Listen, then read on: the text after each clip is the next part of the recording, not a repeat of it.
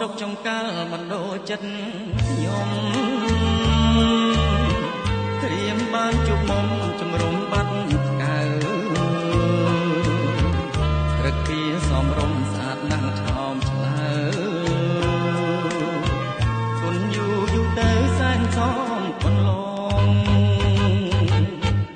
បងដើរចែកស្បៀងលួចបៀងមើលស្រីកែវភ្នែកចរណៃមិនចាំងប្រាប់បងដល់ក្តីសង្ឃឹមស្អំចិត្តបេះដូងវិញជាចំណងចោកជាប់និស័យអវត្តបាត់កៅលោកជាសាំងសីថាខ្ញុំស្នេហ៍ស្រីមិនឲ្យសៅមកបើមិនជឿចិត្តស្បត់ជូននួនឡងកុំផ្ដាច់ចំណងឲ្យបងរីងរៃពេលសង្គ្រាមចប់បងសូមចែកជើ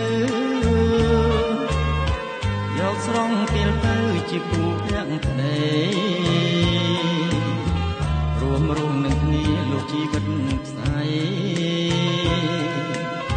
បងស្នេហ៍ចរណៃលោកថ្ងៃអវសាន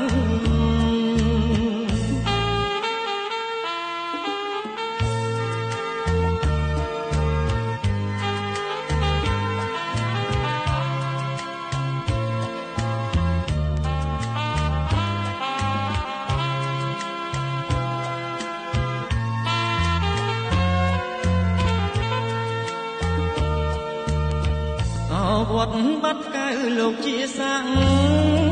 សីថាខ្ញុំស្នេហ៍ស្រីមិនឲ្យសៅមកបើមិនជឿចិត្តស្បត់ជូននួនឡងកុំផ្ដាច់ចំណងឲ្យបងរីងរៃពេលសង្គ្រាមចប់បងសូមចែកជើ